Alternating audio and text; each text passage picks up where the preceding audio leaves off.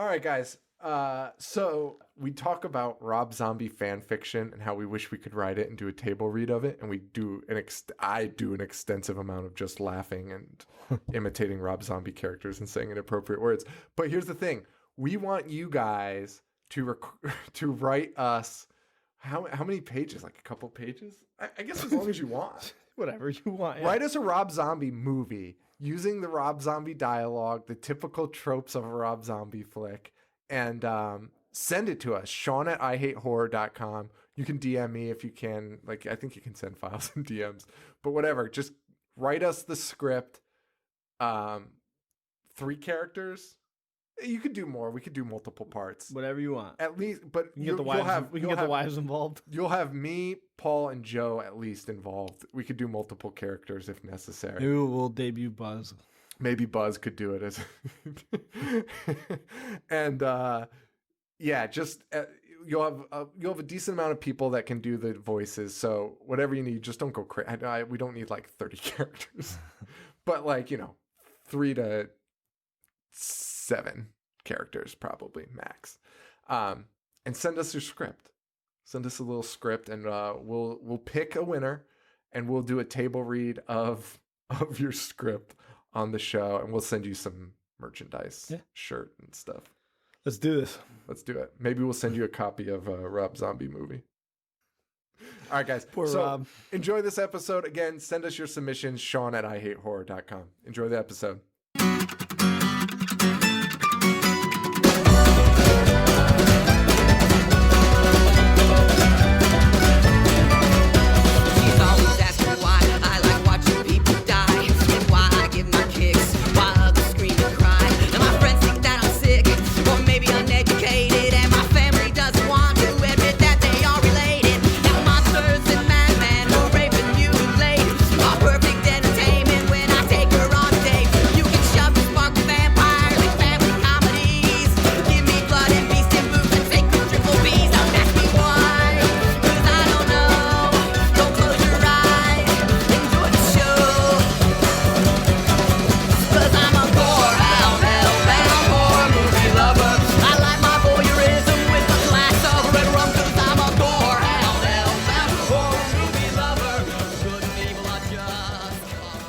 Hello, everybody, and welcome to The Horror Show, the show that dissects, mutilates, dismembers, and butchers all of your favorite and not so favorite horror movies and other horror-related events. I'm Sean. I'm Joe. Oh, we're back again, as usual. I say that fucking every week like it's a surprise, and it kind of is. And we are now on Bloody Disgusting's podcast network. Yes. Forgot to mention that last week. So check that out, bloodydisgusting.com. There's a hyphen in there. Just Google it. So change of plans, minor change of plans, not really too bad, to our schedule coming up. We had originally said we're going to do Halloween 1 and 2 this week, and then Fright Night the following week, boot or reboot. But instead, we have decided to dedicate a full episode to each Halloween. Yes. Important to note, it's Rob Zombies. Rob Zombies. Yeah, yes, I was just about to say that. That is extremely important to know. Rob Zombies, Halloweens. And Fright Night, boot or reboot, we'll eventually do, maybe sometime in November. I'm not sure yet, but we'll definitely do it eventually. So just, yeah. Oh, somebody, I meant to say that to you, so I guess I'll say it now. I think it was Elliot mentioned doing The Fog and The Fog remake. So maybe we could just do like a series, a boot reboot. We can do The Evil Dead, The Fog, and Fright Night. So many good ones. There are so many good ones. Good ones. I was trying to think of a segue. Well, speaking is good. Not good. So we're doing Halloween and Halloween 2 next week. Both Rob Zombies. Man, this was interesting. This was your idea too, actually. Yeah. Yep. I'm really excited to talk about them, though. Sure. Because they are so stupid. Yes. I can't wait to talk about part 2. Part 2 might be one of the more dumb things I've ever watched.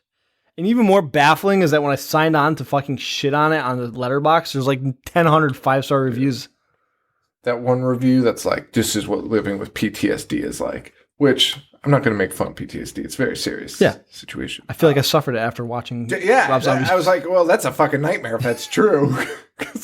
But I don't think people see white horses and their dead parents walking around. And they're themselves as children. And honestly, that's the least of my problems with the fucking movie. I posted a question. Oh, I'll save it for the next episode. So we're not going to part 2 yet. God damn it. Spend 2 episodes talking about part 2. So there's a ton to cover in these movies, and I'm really excited to do them. Oh, and happy Halloween. Halloween will be this week. The next episode will be the day after Halloween. So happy Halloween to everyone. Yes. Halloween on Halloween. It's fucking original as shit. God damn it. Well, whatever. So, do we want to just get into this? Is there something you want to say? Let's do this. I've been waiting all day to talk about these fucking turds. So, all right. So, well, Rob I have a question for you. Offered to do this movie. What's your question? How do you feel about Rob Zombie in general? Not even a director. Like, do we want to do this now or at the end? I love his music. Okay. Well, I love his music up until like Dragula. Is that the name of that album? American. It was no. What was that called? Hillbilly Deluxe. Hillbilly Deluxe. Yeah. Like that album, but then I don't really like much after that. Yeah, the album after that was okay because it had Demon Speeding. Honestly, dude, I loved White Zombie. I loved White Zombie. Yeah, but honestly, after Hillbilly Deluxe, they just literally became like his movies in album form, and I think he had House of a Thousand Corpses as a song. Lords of Salem. Yeah. But Rob Zombie to me always seemed like a super cool guy that I would like to hang out with. And like, I still feel bad. I don't feel bad shitting on him because these movies suck. But I still feel like I would enjoy hanging out with him and talking about horror. And that's what makes these movies so frustrating is because he loves horror. And I've seen interviews with him that say John Carpenter's Halloween is his like favorite movie ever. And Paul made a good point when we were talking about this the other night. He's like, when we first heard Rob Zombie was going to be remaking Halloween, yes, you were excited for it because you loved it so much. Like he was a student of it, you analyzed it, you're like, he's going to do this right. And this it was so disappointing. Yeah. And I found a bunch of articles or just some notes about this movie. And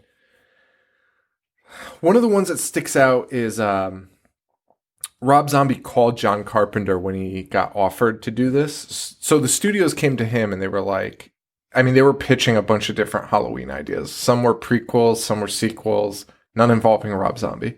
And then they finally landed on Rob Zombie remaking it. And so they offered it to him. And then he asked John Carpenter, and John Carpenter said, make it your own. Okay. That's cool. I get that. Did he make it his own, though? In a way he did, but then at the same time, he just kind of like, I don't know, he just kind of fucking ruined it. I'm really confused about this. Like, I'm a remake and sequel. I feel like that's just shitty advice. Make it your own. Yeah, yeah. Just make your own movie then. Yeah. Well, yeah. Which I guess he did. Well, I guess he also pitched to the studios. He was like, well, I can either make my movie or make like make a remake of it. And somehow they were like, yeah, do that. Do it twice. And I'm a remake sequel apologist for the most part. I'm like pretty okay with it. Like if an old director wants to make money by being a producer and doing fucking nothing, just putting his name on it and basically having everyone hate the movie. Yeah, Carpenter said he'll do that for every one of his movies. Yeah, and I don't blame him, dude. Make the cash because guess what? Everyone's going to check out your original because exactly everyone fucking sucks at making movies, I guess. Like it's crazy. But here's the question I have. Like, so Rob Zombie was kind of like pigeonholed in this. So like, if a studio comes to you and offers you a shitload of cash, like that Halloween franchise, like everyone would probably say like, oh, it's sacred. And, like even he said it was like the best, Yeah. And somebody comes up to you and is like, remake it. Remake like one of the most iconic movies of all time. In your gut, you're going to be like, no, I can't remake that. Right. But then when they pull up a fucking truck full of cash to your house and are like, remake that, I think you say yes, no matter what. I think I agree. It just sucks. It's just a shitty spot to put something. It's terrible. It is. it's like a lose-lose, I guess. It is. But there was a lot wrong with this. There is a lot. And But, I mean, it is a lose-lose because you look at the Psycho remake, which didn't need to be remade, and they did it shot for shot. Yeah. They didn't change anything. Yeah, and it's fucking terrible. Yeah, it's awful. So, And so in this one, one interesting fact before we get started, the beginning of this, the whole first hour is baby Michael Myers and Loomis with a wig and a beard chatting in real time. And because the TVs wanted to do that in the original one. I didn't know that until I read about it. And so when they edited the original Halloween for television, they were like, "Oh, we had to cut out like 20 minutes of crazy shit from this movie. You have to fill it up with you have to make new scenes." And I guess he did record scenes of them talking. That's crazy. I never saw that. Yeah, which again would make you think this movie's gonna be awesome because Rob knows all this shit. Yeah, Rob and loves he's that. borrowing and like from that's it. cool that he did that. Like, Except he made it fucking 2 hours. I mean, Malcolm McDowell seems like a delight, but he drones on for fucking ever. Yeah, and in the second one, it's even more bizarre. The second one's so can't bizarre. wait to talk I can't about wait it. to talk about it either because it's fucking bizarre. And we'll talk about it then. So anyway, let's get. So this movie starts off with a title screen with a quote from Loomis. Like he's a real fucking person. Loomis. A quote credited to Dr. Sam Loomis. I fucking love. It's so stupid that I was laughing so hard. And I was like, I love this movie. Like, I was like, this movie is already in the positive for me, quoting its own character. That you haven't been introduced yet. Like, you have to assume that some people haven't seen the original. Right. It's like putting, like, I am Batman at the beginning of Batman. Or something fucking ridiculous. Like, why would you put that? It was so fucking bizarre. And then, like, you know, watching it for the first time, you might be like, oh, this could be an interesting take if they're, like, going, like, playing it. I don't know. Like, it's fucking weird. But they didn't do that. And this whole fucking movie is a lot like that. Like, why are they doing that? That's exactly right. Because, I mean, we'll talk about it, but Rob Zombie, like, the kills in this movie are great. Like, the gore is, oh my God. The gore is great. Like, why is this not good? Yeah. Did you take a lot of notes on this?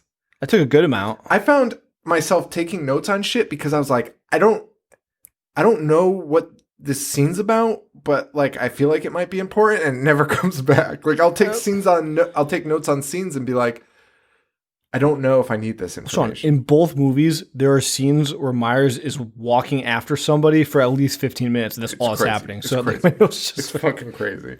All right, so we open up with the Dr. Sam Loomis quote. We could probably talk about this next scene for the whole episode. The Myers clan at the breakfast table. And it's Michael's he's already wearing a mask. He has a mouse that he's about to torture. Yeah. I do love, for the most part, Rob Zombie's choice of music. Because at this scene, God of Thunder by Kiss is playing. And I'm like, fuck yeah. Because Devil's Rejects had a great soundtrack. Yes. Yep.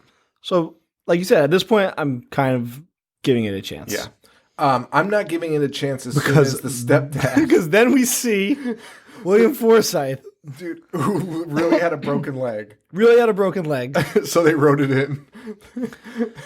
And talking about, Sherry Moon Zombie's the mom. Yeah. William Forsythe's the stepdad. Yep. Or boyfriend. You got the Michael Myers kid and a sister, an older sister, Judith. Yes. Right? Judith? Well, yeah. But that was her name in the original. I don't know if they kept it is the Judith same. in this. Yeah, it is. Judith. But holy shit. We talk about all the time Rob Zombie, disgusting family. And they waste no time. Literally, it's like the first conversations in it is William Forsythe talking about coming on pancake. Or ejaculating on pancake tits. Yes. Which I don't even understand what he was talking about. Like, it blew by me, and I was like, nothing what the he fuck? says makes sense. And he's screaming at his wife for no reason, threatening to skull fuck her. Dude, it's the most aggressive thing you can say to somebody. That is, yes. No, like, I don't even think they'd say that in prison. I think they'd be like, listen, man. That's taking it too far. There's no... Like, yeah, you know what, you're right. There's no place on earth where you'd say that other than a Rob Zombie movie. Yeah. Yeah, dude, his dialogue is fucking rough. I don't know what he thinks. Because later on, the teenage girls are talking when they're walking, and they're like, that fucking cunt, bitch. Talking about the cheerleading coach. I told her to shove it up her pussy. I'm like, what the fuck? No girls talk like this. No humans talk like this. Not even girls. Yeah. Fucking animals. Everyone talks like a goddamn animal in this. He threatens to skull fuck her, and then the baby starts crying because he's screaming. He's like, that motherfucking piece of shit. It's all it does. I'm like, what the fuck? It was crazy. And he sexualizes the daughter. The daughter comes downstairs and he's like, you got a nice piece of ass. And Sherry Moon's like, God damn. It was so It's the most dysfunctional family. It was so crazy. And then Michael Myers comes down and, we see Michael cleaning a blade. He's killed his pet mouse. Yeah. And as soon as he comes downstairs, the dad's like, I bet you he's cutting off his dick and balls. He's going to call himself Michelle My Belle. And then, of course, he comes downstairs and he's like, hey, Michelle My Belle. And I'm like, this guy is fucking brutal. Like, dude, I know we have a crisis in this country with, like, DCF. Like, they're pretty terrible at doing anything. And they would stop this. This might be the one case where they're Anyone like, holy shit, we got to do our job. Shot would stop that because he's screaming. So you walk by this fucking house, and clearly they live near people. Dude, they actually live in like a kind of nice house, right? Yeah. Except on the inside, it's a fucking... Well, yeah, look who lives there. Crack. It's disgusting. Yeah. Yeah. So little Michael Myers, he's having a hard time at home, but his mom loves him to death. You see that. Yep. Also, Sherry Moon Zombie's the fucking worst actress of all time. I'm just going to say it. I don't have anything else besides that. She's fucking terrible. She doesn't deserve a job. Dude, did you know why Rob Zombie cast her in this? Or what he claimed? He actually gave a reason, which you should just say. Nepotism. That is the because I'm fucking her. Yeah. But didn't he want her to be the friend? He wanted her to be a teenage girl. Yeah. A. B, he chose her. This is the most made up reason I've ever heard in my life. Because clearly, which is crazy, because that means somebody asked him in probably an aggressive way, like, why did you cast your wife in a role when she can't act? And his answer was, she's really tall. That's right. I saw that. And I want people, even though you don't know who Michael Myers' dad is, so that could be the answer. I want people to know why Michael Myers is so tall. Right. That's a stepdad that you see. Not to mention, not even... Oh, my God. That's the stupidest fucking thing I've ever... I can't believe that came out of his mouth. Also, Tyler Mane is like 4 times Sherry Moon's size. Dude, it would have no impact. Her genes have no impact on his size. They should have just like framed pictures of Andre the Giant, like subliminally put him in the corner. He was touring around Haddonfield. The WWF had a stop in Haddonfield one day. Andre... I'm not going to say it. Andre showed me a good time. After drinking like 70,000 beers. So Myers having a rough time at home. He goes to school. Well, before he goes to school, so we know that the father is disgusting. The mother is whatever. And so we think that the older sister is going to be normal because she's in charge of getting Michael. And she's like, come down, Michael. Oh, yeah. And she takes a bottle and fucking jerks it off right in front of him. Yeah. It's like, again, Rob Stop Zombie. it. Like, no family does that. Even if you're fucked up, I don't think you would do that. Why would you do that? You wouldn't because, oh my God. Because later on, we see Laurie Strode's adoptive family, who are the most like country bumpkins of all time. So and Laurie Strode is just finger fucking a bagel. Yeah. Right in front of her mom. And like, dude, Rob Zombie just doesn't have any grasp. If I did that in front of my mom, my teeth would be knocked out. Dude, it would be so bad. It would be so bad. Rob Zombie just has no concept of the way people talk or act. He's from Haverhill, Massachusetts. I just don't understand why he doesn't know that, though. Like, did he forget? He just forgot. Like, he's like, I forgot how people act, so I'm just going to... He was just touring in so many dive bars with White Zombie. Yeah. Part of me is also like, it's almost like a comic book world for him, which I kind of like, but it just annoys me. It's just way too sexual for me. Like, it doesn't need to be like that. Because it literally makes it unviewable to so many people. Like, Halloween, you could show to a lot of, like, a wide age. Yeah, you rich. could. I mean, there's nudity and stuff, so you probably wouldn't show it to No, too young. But I I would understand if you did. Yeah. Like it's a movie like Yeah. my mom. I right. could see Yeah, watching. you could sit with your parents. Yeah. Like it's not bad. Like you would never watch. This movie would be turned off so fast as soon as William Forsythe opens his mouth. Yeah. So, man, we are going to go so over on time on this episode. So, Myers is having trouble in school also. We see him in the bathroom. A couple kids start picking on him. They start fighting him. Yeah, because he has a flyer of his mom's a stripper. Oh, right. His obviously. mom's a stripper. Of course He's she like, is. Hey, Myers, look at your mom. My dad says he like beats off to your mom's titties. Which, like, dude, again, what kid would be like, my dad jerks off to your mom? It's not an Such a weird brag. Yeah, like super weird. Like that's not going to happen in school. Like what? Like You should see my dad's dick. Yes, because like the comeback's like, well, where's your mom in all of this? Like, Why are you watching him? yeah, why is your dad telling you about jerking off? But they get into a fight, and Myers is getting the worst of it because it's 2-on-1, Yep. and the principal comes in, breaks it up. The principal seems like the nicest man, Dude. and like he's helping Michael Myers out, and Michael's just like, "Fuck you." Isn't that the story of the whole movie? Michael Myers is just, and not in a good way. Like it sounds like he's like a serial killer and he'll just kill people that are nice to him, but it just doesn't make sense ever at any point in this movie. And that's like the story of it right there. And so they bring Michael in. They call his mom. She comes in, and she's a piece of work too. She's like, I'm sick of coming down here. she's like, what are you calling me down here again for? Oh, it's like, okay, your kid is like a fucking lunatic. That's why. Your family's the worst. And she's like, I don't want to come back down here. And they, like, we got to talk about Michael Myers. We got to talk about this guy. And they hold up a fucking giant Ziploc bag with a dead cat in it. Yeah. And Sherry Moon Zombie's reaction is, just a dead cat he found. He's a kid. That's nope. But then they're like, okay, well, this is more disturbing. And then they hand her pictures of dead animals, and she's like, oh my God. Oh, The pictures are worse than the actual one in front of her. the one he's saving for something. Like, and they bring in Loomis at this point, who is Malcolm McDowell is so old in 2007. And instead of hiring a guy to play young Loomis, it's just Malcolm McDowell in a ridiculous wig and a beard.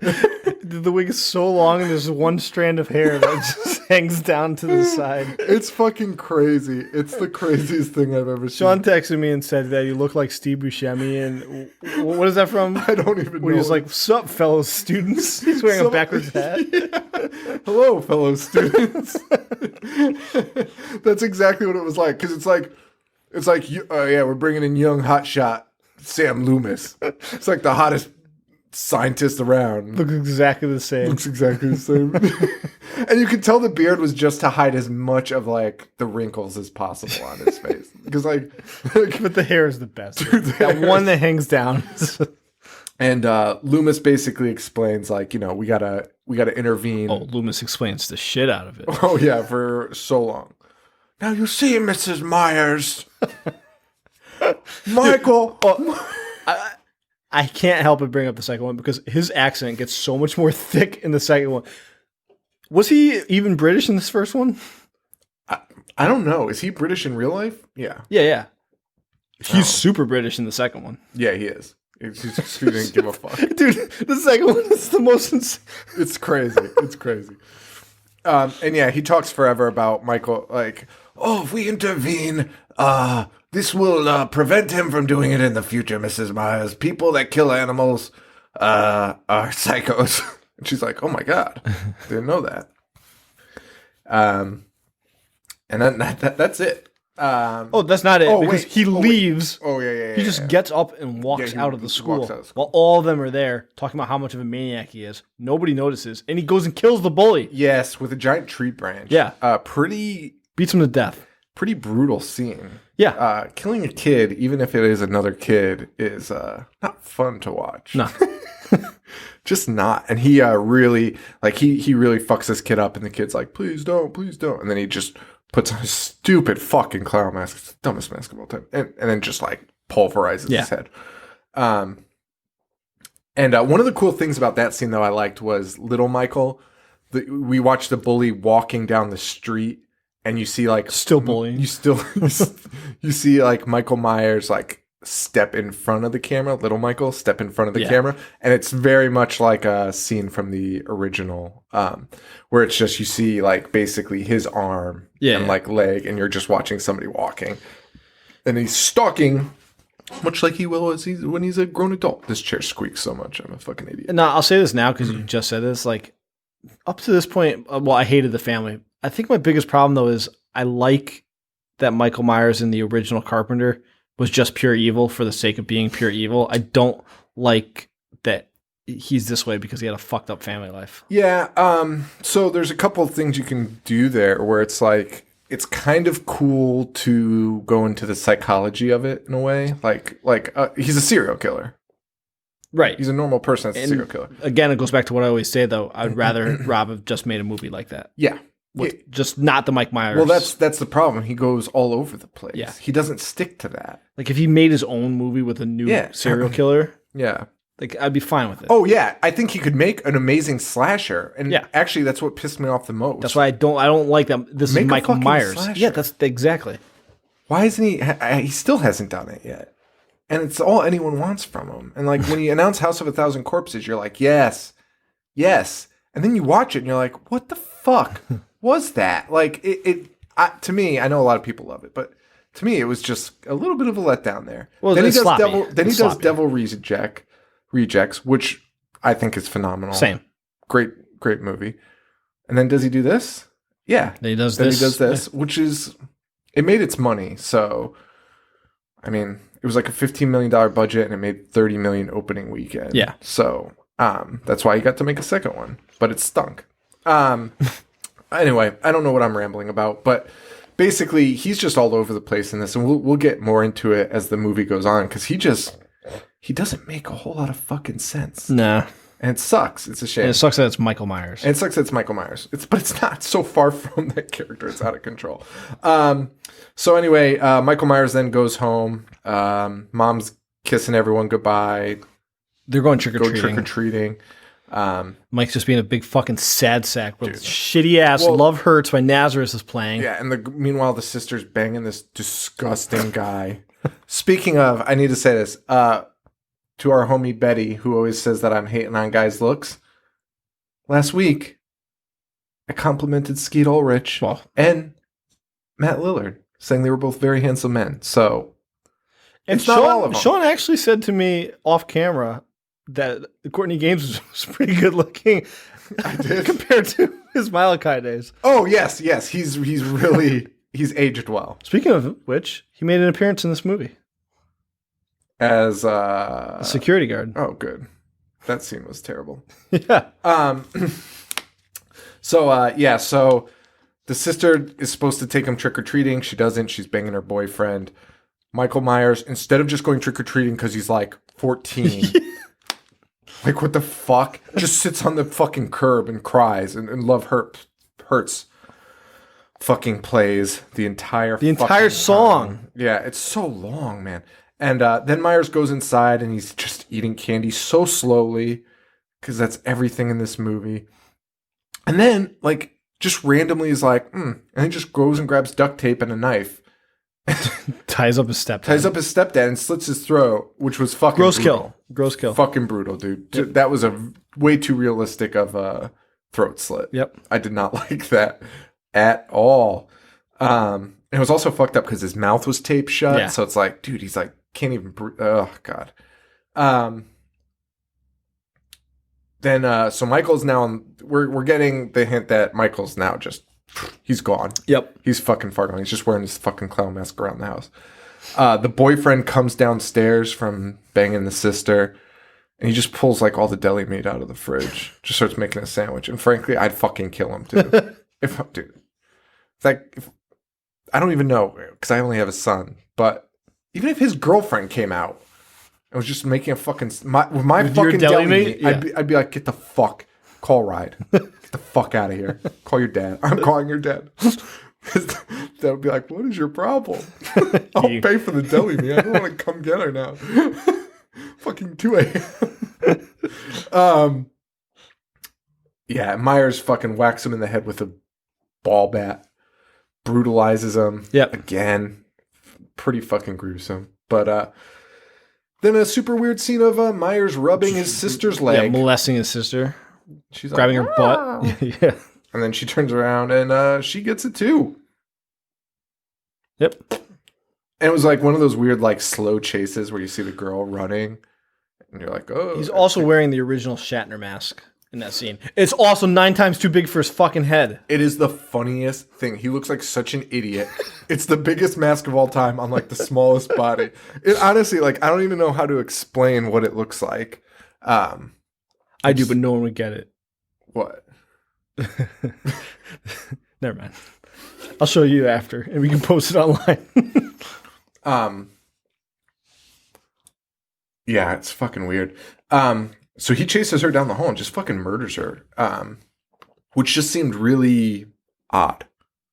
Did it seem odd to you? Yes, it seemed odd. It just seemed like really, I don't know. There was like no motivation to kill everybody. Like, it was really weird. She didn't seem to really do anything other than not take him trick-or-treating. Yeah, and then who he decides to kill and who he doesn't is also a strange choice that just continues throughout the movie. Like, yeah. Myers kisses Judith, says Happy Halloween. His mom comes home. They find him and the baby outside. What's going on, Michael? Oh, wait, that's not baby Judith. That's No, it's Lori. Boo. Yeah. I think that's her name. Or no, Angel. Yeah, whatever. Oh, yeah, because she's screaming about it in the next one. Yeah, which is the only time you ever find whatever. Then we find out Smith Grove 11 months later. Michael's been charged with the death of his entire family, obviously, because he did it. And Loomis is in charge. I keep burping into this microphone. I really don't want to edit it out, so I'm sorry to everyone if you hear me burping.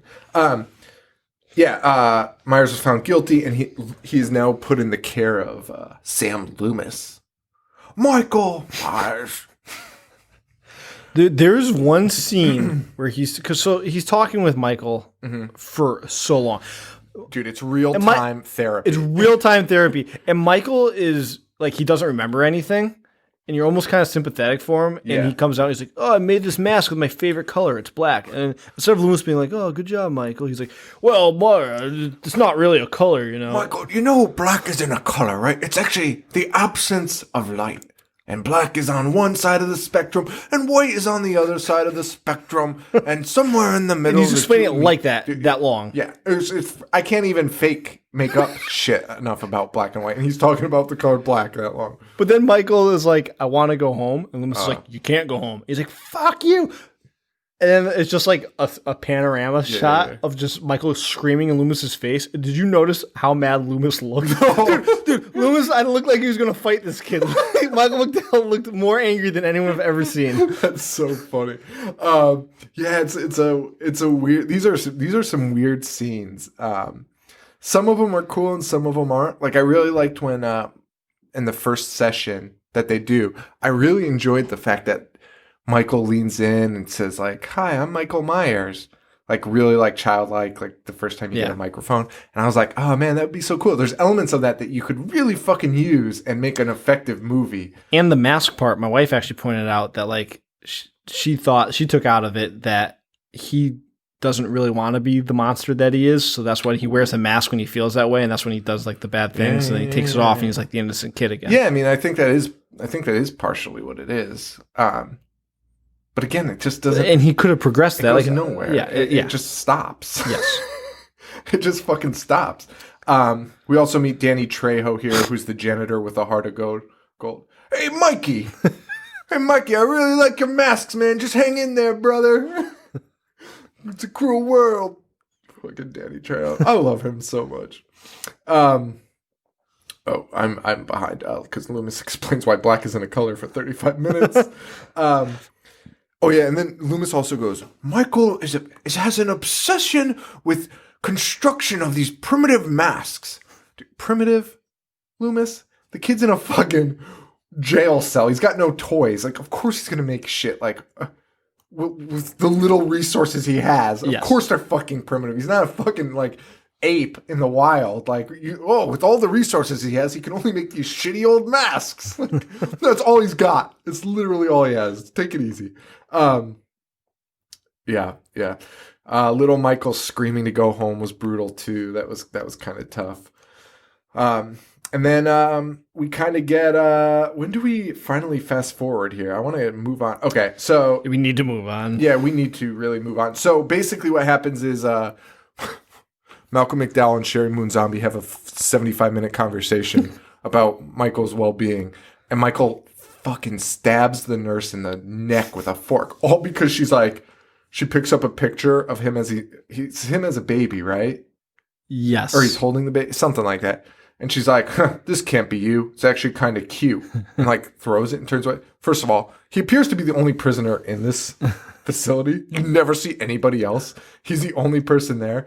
And he's a murderer. I don't think you're going to be like, could you imagine going to a jail like and working there and being like seeing a guy you know murdered an entire family and being like, you're fucking ugly.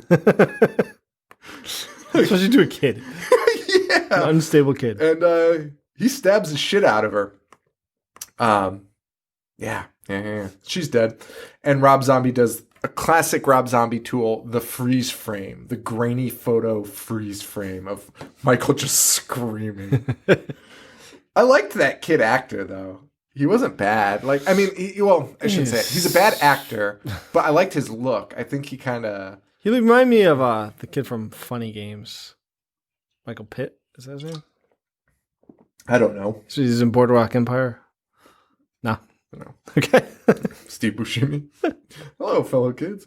Where are we? Sherry Moon goes home and kills herself. Yes. And then we cut to 15 years later. That was fucking dark. Yeah, 15 years later, Danny Trejo's still working there, now just with a mustache and glasses. And he's like training this guy. Who's the biggest dick? Dude, the biggest asshole. And like fucking Trejo's like, all right, here's Mikey's room, man. And he's like, hey, Mikey, how you doing? And the guy's like, you talk nice to him? This guy's like, hey, go fuck yourself. You're trying to shit with me, I'll beat the shit out of you. And Trejo's like, oh, man, take it easy, man. Take it easy. Like, Mikey's a good guy. Like, I've been watching him since he first came in here. And he's like, don't touch his masks. He's like, what do you mean I'll touch whatever I want? This big piece of shit won't do anything about it. I'm like, also, Michael's grown to be 9 feet tall and like 300 pounds of muscle. He's enormous. Yeah. That guy's 6'9". That's fucking huge. Yeah. So we know what's going to happen with that guy. Meanwhile, Loomis is still interviewing him 15 years later. But then he quits. After 15 years, he's like, I've done enough. He's like, every day you never say a word.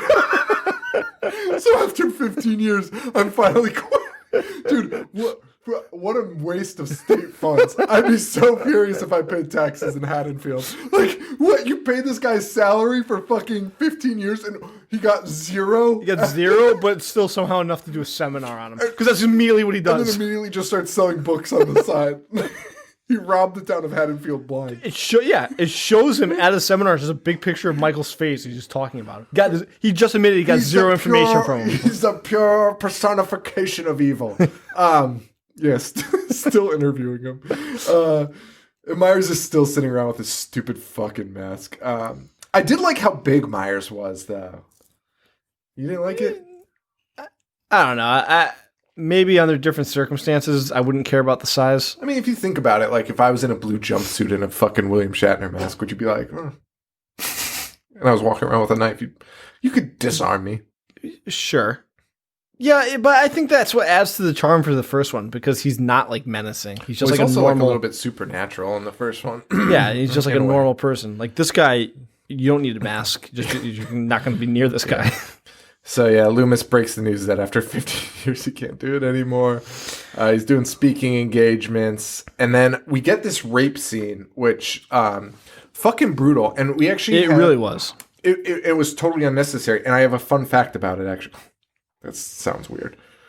There's no fun facts about rape. Our buddy Mike H on Twitter I asked him a question about it because he brought up the unrated versus the theatrical cut. Yep.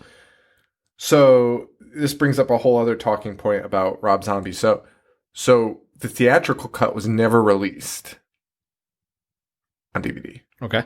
They only released the unrated version. This is not in the theatrical cut. Okay.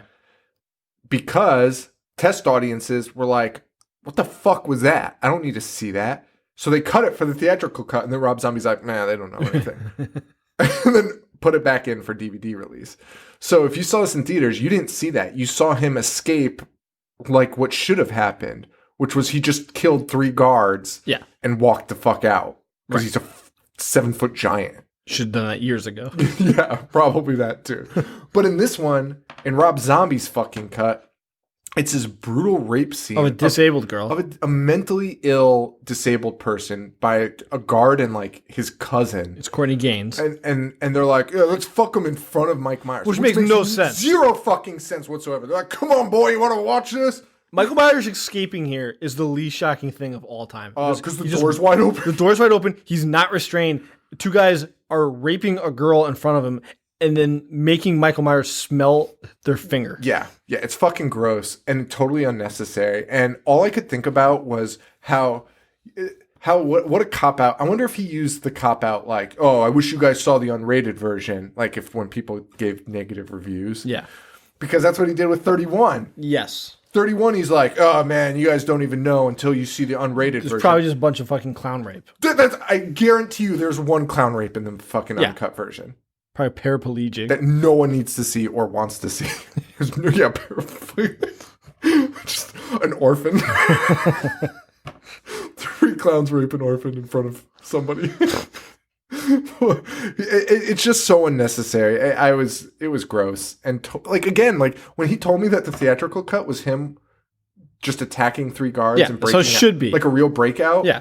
Dude, perfect. It makes perfect fucking sense. This scene makes no sense. And maybe it would make sense if Rob was trying to show that Michael has some compassion. Right, which you think he's going to because he sees Danny Trejo, who's always been good to him. Yep. And he just kills him anyway. So he doesn't kill the girl who's being raped, which, I mean, yeah, that would be insane. But that's what we're dealing with here. We're dealing with an insane person, right? He should have just slaughtered everyone in the room. Yes. But he doesn't. So you're like, fuck, like, okay, we're seeing like a human side of Michael in this version. I like that. But then again, he kills Danny Trejo, cold blood. Yes. And then he proceeds to walk to a truck driver thing where what's that guy's name? The Ken Foray. Taking a shit looking at porn. Okay, but you know what? He's the nicest guy in the world because Michael Myers like knocks on his stall for whatever reason. Why is he doing that? I don't know. And Ken Foray is saying things like, wait, I have it written here. Oh, he's like, oh man, sorry, it's like he's like apologizing and saying please and thank you. He's like, oh yeah, please just let me allow to pass this beast in peace. Like he's just being funny and like super kind. Then he knocks again, and like he's not even that pissed. He's like, listen, man, like if you think I want to like suck your dick, you got the wrong stall. Is basically what he says. He's I ain't into that shit. Okay, reasonable response also because truck stops are pretty seedy. And then he knocks again, and Ken Foray like opens the door and is like, "Get the fuck out of here!" Like all reasonable things, and then Michael Myers just kills him, which makes no sense. Like why Ken? I have no idea. Why would he even know Ken was in there? Why would he even go in there? Right. Like why does he want Ken to not take a shit so badly? Yeah. I don't know. And so like, yeah, none of it is like self-preservation. He also has a big stupid orange mask on in this one. Yeah. Oh yeah. It's like a pumpkin mask. Loomis then gets a call that Myers is out and it's a fucking massacre. God. More shitty 70s and 80s like rock and roll that they just crowbarred in to every scene that they possibly can. Ken Foray opens his truck door and you got to listen to like fucking Leonard Skinner and shit. Like, dude, he'll find any way to put it in. This show. It's fucking ridiculous.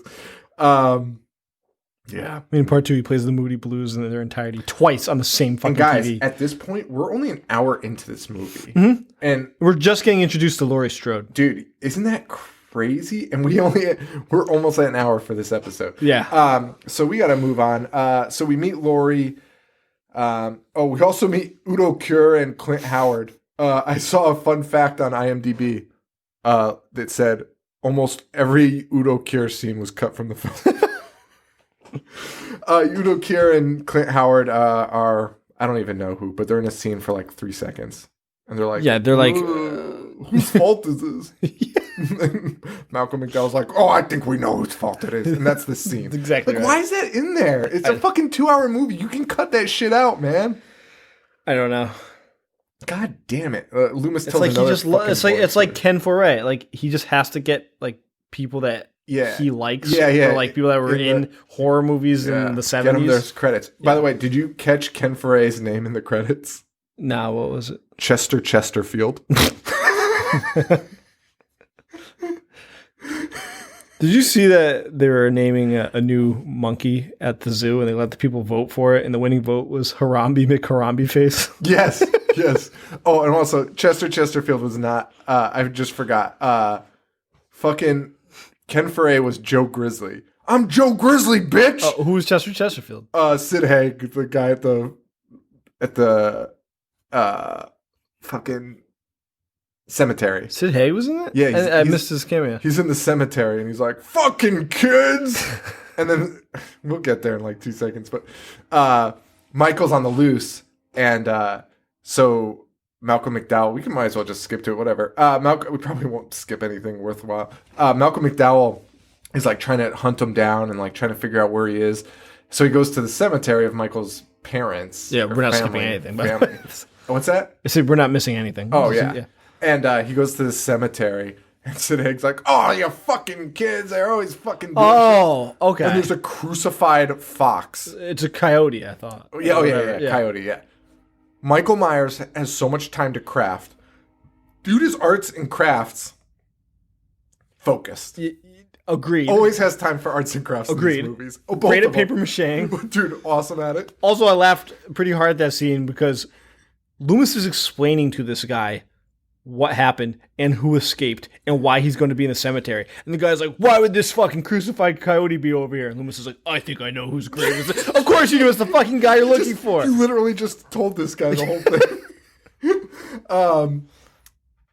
Yeah. Were we introduced to the girls yet, or I don't even know. Well, we see, yeah. Because right before that, we saw Laurie Strode's family where she finger fucks a bagel. So stupid. She's going to school. Tommy shows up. You know, she's babysits him. Yeah, she's younger. He annoys her. And Myers goes back to his old house to rip up the floorboard to get a Shatner mask. Why would he even know that was there? Like, did he hide it on? Whatever. He must have hid it. Doesn't even. But why would it still be there? And why is he ripping up the floorboards with his bare hands? Why would the house even be there still? You would demolish it. Yes. It's a fucking horrible crime committed there. In our hometown, there was a home invasion. Yeah. That house is not there anymore. That house was gone so fucking fast. Yeah, it was turned into a memorial. Yeah. He kind of does, some of the kids are in Myers' house for whatever reason. Fucking stupid as shit. Yeah. We get a recreation of the old like ghost scene from the first one, or an attempt to recreate it in a way, an homage to it, of the guy in the sheet that's banging the girl. You know what I'm talking about? Of course I do. They're listening to Misfits Halloween too. Yeah, yes, they are. Yeah, and it's literally the same scene as in the very beginning of the movie when the sister's having sex with the boyfriend, like to a T. It's the exact same scene. So, and the kid's wearing the sheet like a ghost. He walks down the corridor. I thought it was Michael at first, but no. Michael comes out, attacks him, kills him, puts the sheet on, wears the glasses over, and the girl goes, "Hey, Casper, the friendly asshole ghost."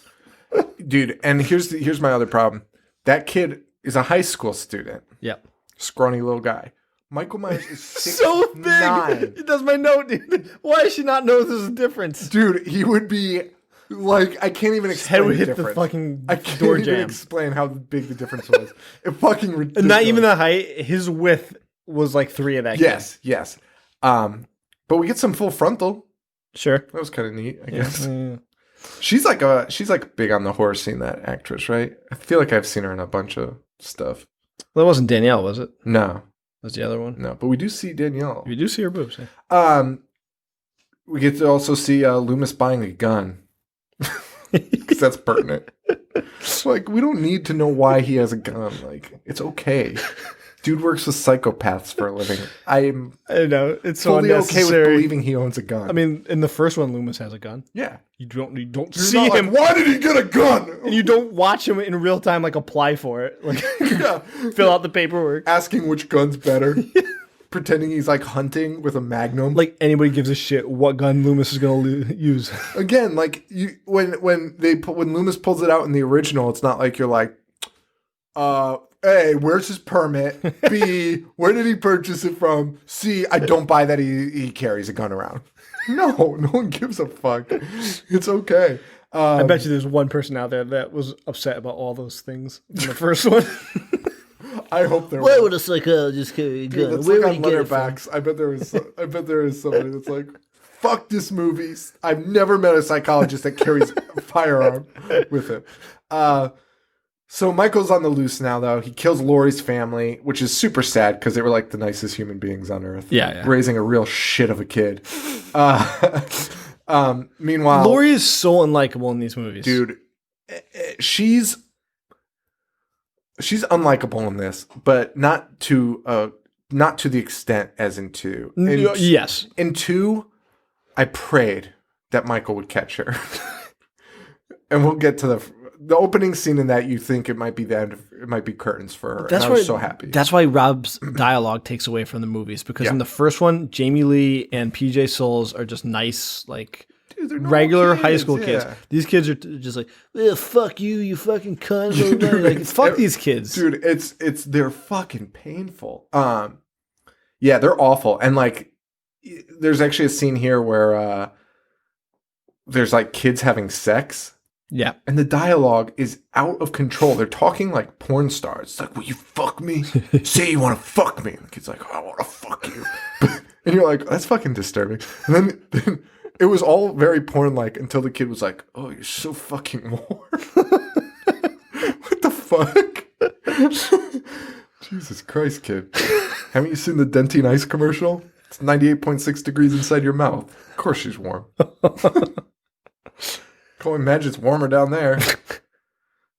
Yeah. Myers comes in. It's 4 degrees warmer in the butthole. Is that true? Yeah. Oh, yeah. I know it from my son. I don't know why you know it. Myers comes and murders those people, though. I mean, what else is there to be said, right?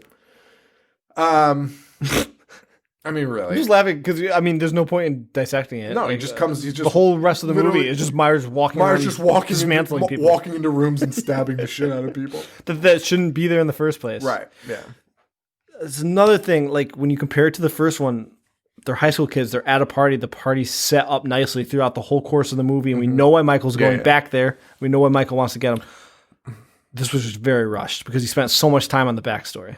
Yeah, and he's a lot like, you pointed this out in Leprechaun, and I think it's when we reviewed Leprechaun, and I think it's like one of my favorite quotes on our show ever, because it's really applicable to, like, I'm not saying we can make a good horror movie, but I think if we took enough of our tropes that we talk about, we could figure out how not to make a bad one. Like, it wouldn't be terrible. And one of them is like the leprechaun thing that you said was the leprechaun somehow knows exactly where to go, but then once he's there has no fucking idea what to do. Yeah. And that's the same thing with Rob Zombie. Rob Zombie is somehow tracking Laurie around town. And like always gets to Michael Myers, you mean? Mike Myers, yeah. What did I say? Rob Zombie. Oh, sorry.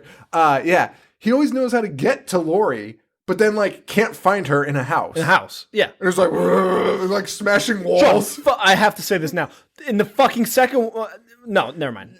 Oh yeah. Well, I don't know. Fuck it. In the second one, he looks into a room and she's sitting there and there's no escape because it's an outside area, and she crawls under the desk, and he's like, "Who?" and like is like confused that he lost her. Like he walks around the building because he doesn't know where she went. I know, but that was a dream. It doesn't matter. Yeah, No, Fuck. because I mean that's essentially what he does in all of them anyway. Like in this one, he gets. I mean, we're there anyway. There's some bullshit here. But basically, Michael kills everyone. Danielle Harris gets fucking slaughtered. Her boyfriend gets slaughtered, but Danielle Harris survives, which is fucking mind numbing. Because survives is not disabled. No, like a normal healthy girl. She's got like a scar on her forehead. It looks totally fine. And that person who said a good example of Laurie Strode being PTSD. Yeah. Why is Danielle Harris not PTSD? And yeah, I know. And Laurie, we didn't mention that Brad Dourif is playing Danielle Harris's dad. He's the police officer, and he's actually pretty good in this. He's movie. really good. Yeah. And Laurie somehow shows up at Annie's house. That's Danielle Harris's character. Sees the guy hanging with a fucking pumpkin on his head. Again, Michael Myers and his fucking crafts. The time to hang him from the stairwell. Put a fucking pumpkin. Can you imagine how hard that is? Like, you know, when you do something like this, fucking frustrating. Like, you'd be dropping the pumpkin. You'd be like, just fuck me. Or like, he'd fall. Yeah. You'd be like, God damn it. You can't add any more weight to this corpse.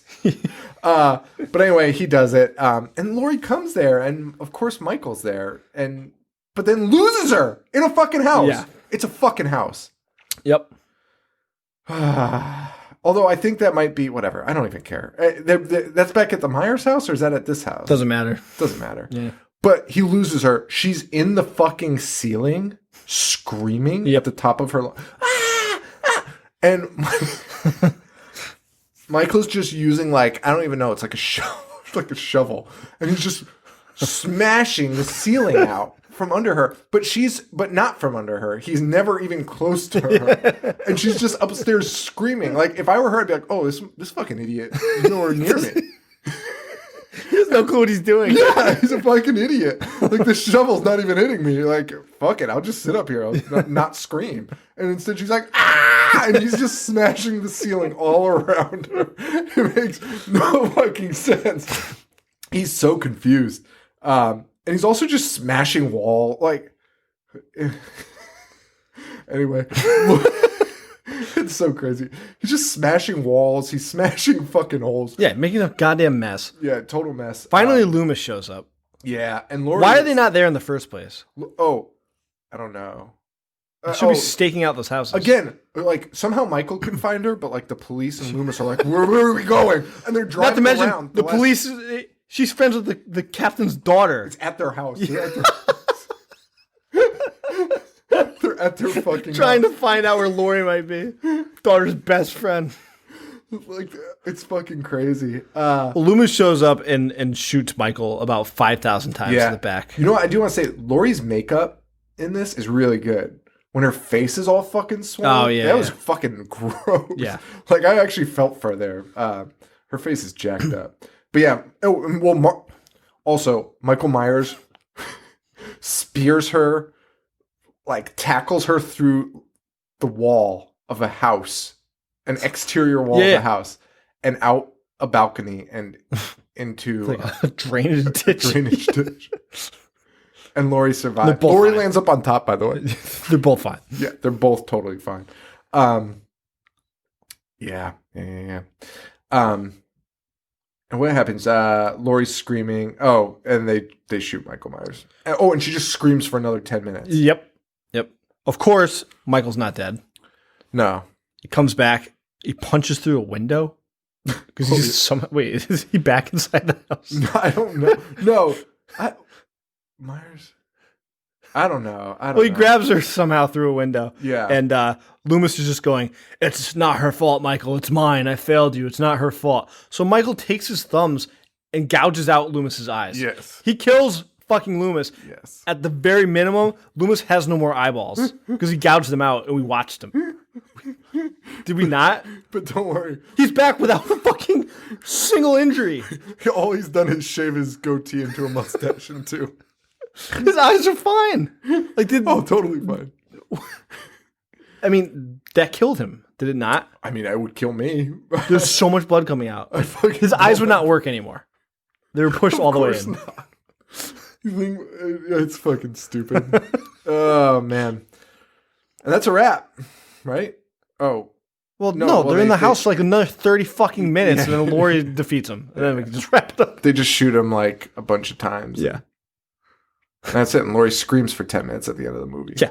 She's like, ah! Yeah, everybody's dead, including Loomis. It's a great way including to end Danielle a movie. Harris. Here's a fun fact. I don't want to end a movie with somebody fucking screaming in my ears. I just don't. I'm fucking tired. I have to work. So that's that, man.